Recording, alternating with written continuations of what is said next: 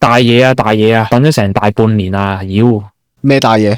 雞蛋蒸肉餅終於有新搞作，佢哋呢個作品啦，同埋佢哋最近咧，其實有個眾籌計劃 Project 2222啊嘛，嗰陣時同 Wish 合作嗰陣時已經有出現過呢個 terms， 之後依家就好明顯啦，將所有嘢鋪開晒，然後開始眾籌，諗住搞演唱會，出咗啲周邊咁樣。我嗰時就係同你講就係話，香港嗰個 indie band 個未來就係要咁樣搞嘅。我有印象，你話要搞 Patreon 嗰啲啊嘛，嗰陣時原本係 Patreon 嗰啲，其實你靠香港觀眾咧，或者係淨係靠嗰啲所謂 streaming 平台俾你嗰啲分成啊，或者咩咧，買少少 merch 嗰啲乜嘢都冇用嘅，注定係要同乞衣係冇乜分別嘅。所以其實好多 indie band 佢哋係有另外一份正職咯，即係例如我哋之前啦，上次講 iOS 啦，佢哋自己有搞其他嘅生意，我記得好似係紋身店係嘛，係啦，咁即係呢個亦都反映咗就係佢哋冇辦法專心做音樂咯。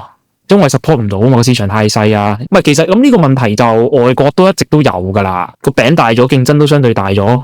咁啲人你做啲嘢唔夠 niche 嘅，啲人又冇必要聽你嘅。你做得太 niche 嘅話咧，你又好少聚到一個足夠大嘅群體去 support 你。咁你覺得今次呢首歌嘅定位點咧？一定係想先向台灣發展嘅。成首都係英文歌詞呢一點咧，即係呢件事已經好國際嘅。我一直都覺得佢哋係超級醒嘅一隊 indie band 嚟嘅。點解咧？因為其實你見到半年前我哋嗰啲評咧係冇乜人睇嘅，中文評論評佢哋首歌係冇乜人睇嘅，係啦，香港人不感興趣啊嘛，對呢啲嘢係咪先？即係當然啦，亦都可能即係衰咗句，我哋做得差啦，係咪？又唔可以將所有嘢都攬晒上身嘅啲責任。嗱，客觀咁睇，我哋睇翻相關嘅，即係同樣都係可能我哋用翻廣東話去或者中文去評論，或者同呢首歌嗰首歌相關嘅一啲 views 啊或者 videos 都好咧，個 views 咧明顯係低過一啲人用英文去做出嚟嘅 content 嘅。嗰啲鬼佬係好中意成個 project 成個概念，好欣賞啊咁樣。我覺得呢個係證明咗成功喎，證明咗呢個方法係 work，即係將自己嘅市場擴展開去嘅係第一件事咯。係啦，跟住再紅翻嚟香港咯。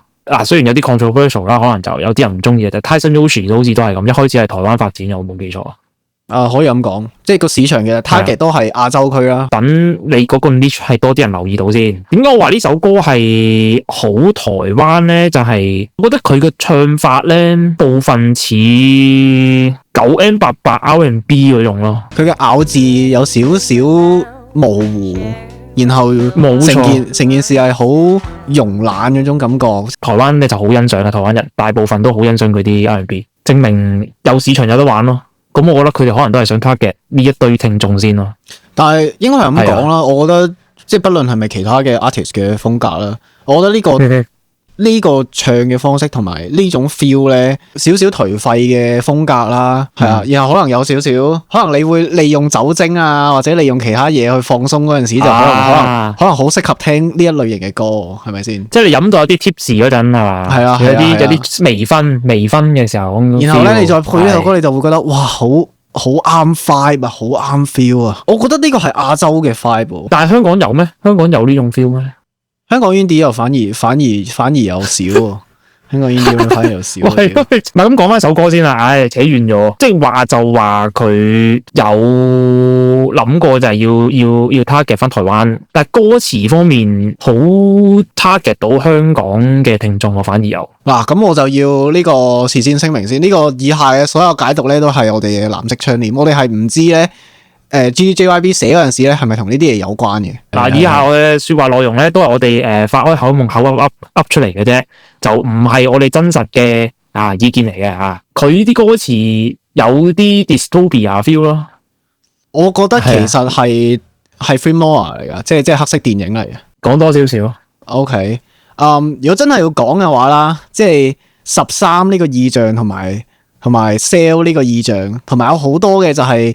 黑衣人啦，然後好似對所有嘢都微笑嘅 young lady 啦，呢啲嘢咧其實係好1984同埋美麗新世界咯，存在主義啦、宿命論啦、反烏托邦啦、精神恐怖啦。美麗新世界就係啲人其實就係佢哋唔諗嘢啊嘛，即係日日咪就係不停喺度享樂咯，飲食，跟住但係佢哋唔會知道自己嗰個自由啊嗰啲嘢係其實冇乜自由噶嘛，即係咁，另外就係1984，大家我諗都好清楚噶啦。我覺得點解佢係 target 香港人，亦都係因為呢個原因咯。尤其是而家呢個咁樣嘅情況啦，可能有好多因素啦，係咪？即係話經濟又唔好啊，乜乜啊咁樣，咁就啲人又可能有其他念頭想去第二度發展。咁佢哋都講到明話係尾班車，然之後個 MV 入邊又見到其實個主角咧係想叫埋啲朋友一齊走啊，但係啲朋友可能佢哋有其他嘅原因，佢哋冇反應，佢哋就 keep 住坐喺度，就係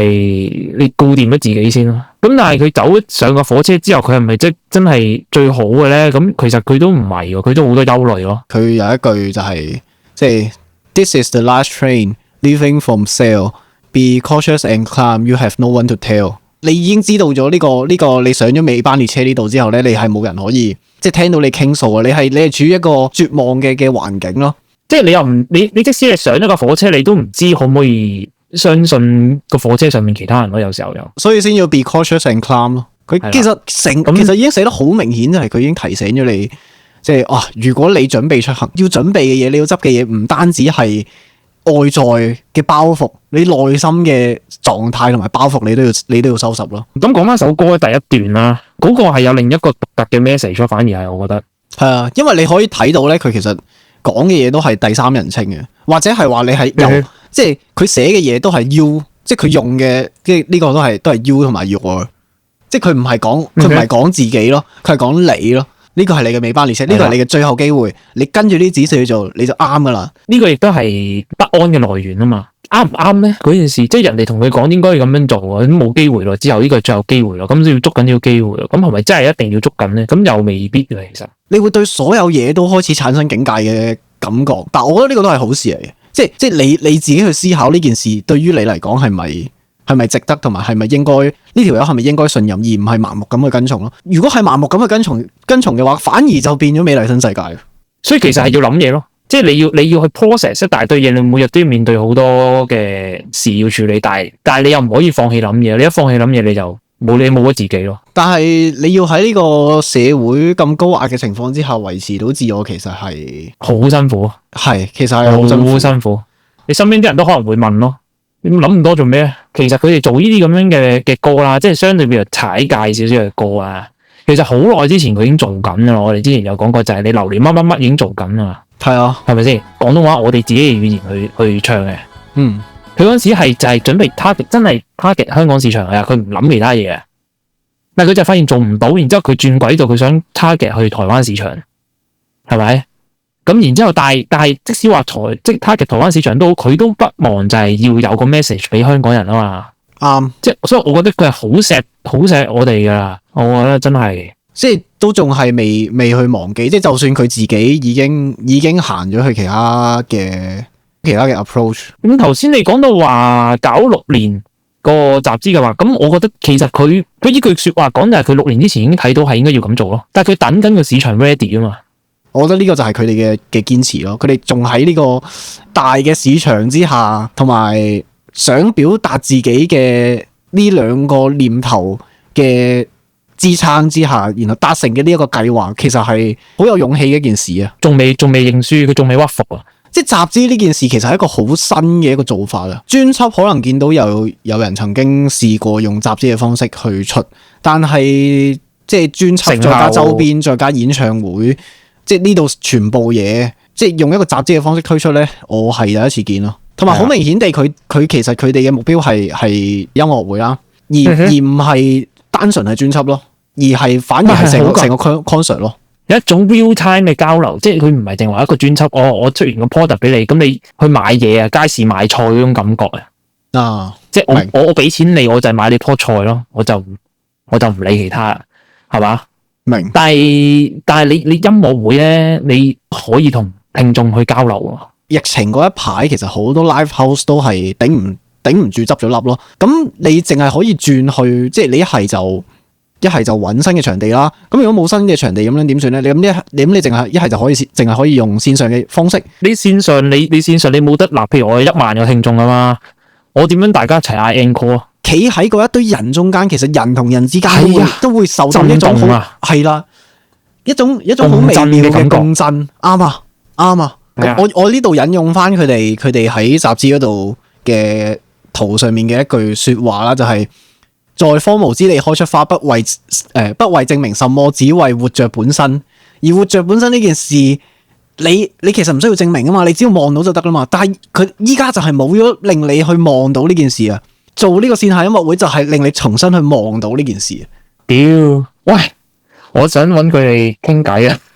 我覺得應該好啱傾啊，即係唔講音樂嘅嗰個造詣，淨係對 band 嘅哲學性同埋思考深度嘅嗰個層面睇咧，係神級噶。其實就係行得好前嘅一個代名詞啦。以一個 international 嘅角度嚟睇，佢哋絕對唔係突破嚟嘅。從好多外國嘅一啲團、一啲 indie 嘅團啦，去近呢10年嚟嘅點樣生存落嚟，點樣可以做大嘅嗰個運作模式，去揾到靈感，然之後嘗試下可唔可以開到個花出嚟咯。我之前同你分享過有個故事，就係 Patreon 嘅 CEO 啦，係其實佢係有搞 band 嘅，佢係同佢老婆有一隊 band 嘅，而且啲歌都幾好聽啲，我自己好中意嗰隊 band 就叫做 Pomplamoose， 真係聽出耳油嘅。其實成件事好鬼勁啊！即係你諗下，佢同老婆搞隊 band，跟住仲要順手即係翻工搞大埋 Patreon 呢間公司，然之後吸引到啲人去支持自己隊 band 啦，仲要支持埋其他嘅 artist，即係有個平台令到佢哋可以感覺到有人支持緊佢。我而家展望香港嘅 indie band 係跟呢一種做法咯，即係當大家都咁做嘅時候，嗰樣嘢就唔係奇怪啊嘛。我補充一個，如果即係如果有任何其他嘅 artist 有睇緊啦，或者有其他 band 有睇緊啦，你可以將你哋嘅音樂抌上呢個 Bandicam， 你哋可以拎到90% 賣呢個音樂嘅錢。而家冷蒸肉餅係有放歌喺 Bandicam 嘅，而你喺 Bandicam 嗰度買歌咧，呢個 artist 係可能係得到你喺串流入邊聽佢可能甚至超過100次嘅錢。我仲諗住叫佢哋 up 埋上 SoundCloud 啊咩 Spotify 乜嗰啲添。令人沮喪嘅事實就係 Spotify 係入邊 pay 俾 artist 最少嘅一個平台。香港好多人中意喎，佢就係恃住多人用咯。咁講另一件事就係 pay 俾 artist 最多嘅咧，係一個係 Tidal 啦，另一個係 Apple Music。用呢兩個 platform 嘅話咧，你哋可以繼續用。唔係嘅話咧，你哋可以考慮轉。咁啱啱講到 SoundCloud 咧，SoundCloud 唔好咩？SoundCloud 有咩問題啊？SoundCloud 係因為前排佢哋改咗使用者嗰個條款，你喺佢哋呢個 platform 入邊抌嘅音樂咧，佢哋就可以攞你嘅音樂去俾佢哋嘅 AI 做 training。所以前排其實有好多原本淨係放喺 SoundCloud 嘅音樂人咧，佢哋都轉去其他地方。Spotify 有冇玩呢啲咩 AI 嗰啲乜嘢嘅？佢哋冇反對任何 AI 嘅嘢。我覺得有其他人係講得更加即係講呢個問題啊，淨係 Spotify 呢個嘅問題講得非常之詳盡。我將佢嘅片留喺我哋嘅資訊欄啦，令到更加多人即係選擇自己嘅路，而唔係盲從某一個意見。呢個就係尾班車喎，係啊，呢首歌講嘅尾班車啊。點都好啦，期待佢哋之後嘅搞作啊，都好想佢哋咧籌到期之後咧，如果佢有可能去到我呢一度搞啊。係啊，我準備去買台北場噶啦，我只不過係諗緊我究竟買一張飛啊，定係買埋其他周邊定係全包？公平咩？咪公平咩？點解？呢個世界就係咁唔公平啊！屌！